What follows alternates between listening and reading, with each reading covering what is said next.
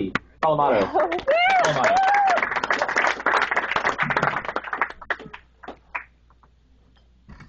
You know, I think I'd do a lot better with the ladies if I just learned to shut up. I always say the stupidest shit at the worst possible time.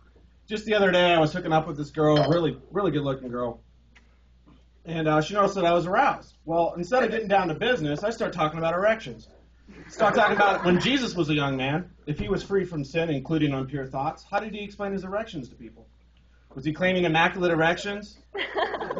Christ has risen, like an Easter every morning? Well, she kind of got pissed at me and explained to me how she was Catholic, and she even showed me the crucifix that she was wearing at the time. So instead of apologizing, I had insult to injury, and I started talking about crucifixes. And how weird it is that we pray to a cross. It just happened to be the form of execution at the time in place of Jesus. If he'd been alive in Texas in 1960, he might have gotten the chair. We'd all be praying to an electric chair. We'd have them up in our houses. People would be wearing gold electric chair necklaces. At church, procession would walk down the aisle, hold old Sparky over their head. At least Christians would have an empty chair. Catholics would have Jesus strapped in the damn thing, frying away. Jesus could have fried for our sins. Well, this obviously pissed her off to no end. She starts cussing me out, and I'm like, look, I don't need to take this shit from you. Give me back my $40 and get the fuck out of my car. That's not what you think. She was a hooker. Yeah. Who would have thought a Catholic whore? Really, who does she pray to? Mary Magdalene, Our Lady of Prostitution? When it comes to sex, when it's all said and done, I always feel like there's a loser.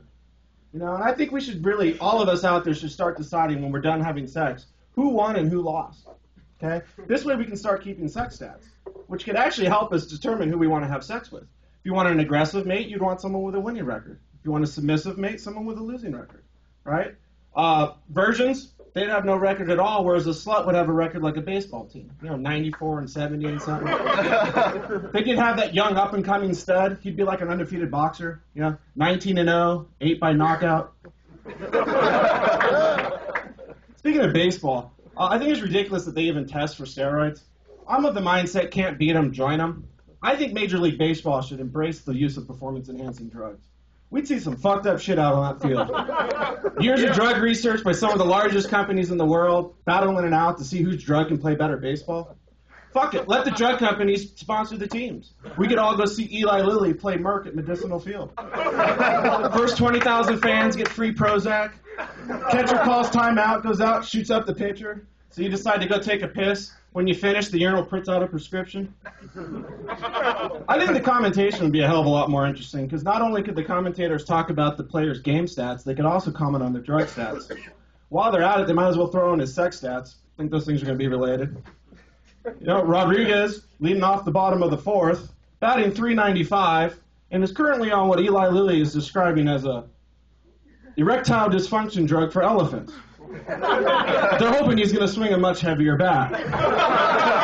Unfortunately, it doesn't look like he's swinging much of a bat in bed, posting a meager 2-54 sex stat.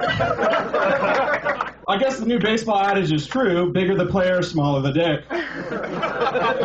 Speaking of small dicks, any guys out there struggling with the ladies? Yeah. Try telling them you have a small dick as a pickup line. Three very good things will come of this. First of all, it's like telling a girl you're gay. Okay? So she's going to let you hang out with her and talk to her. She's not going to be intimidated by you. Secondly, she's going to start wondering how small and pathetic you might actually fucking be to be going around and telling people you have a small dick. Okay?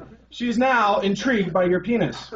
This is good news. She's got your dick on her mind. And third and finally, if she ever does see your penis, because she just couldn't get it out of her head, you're going to seem much more impressive. Believe me, lowering a girl's expectations is a great way of making your dick seem a lot bigger. My girlfriend frequently laughs at my dick, but not for the reasons you might think. She plays pranks on my dick.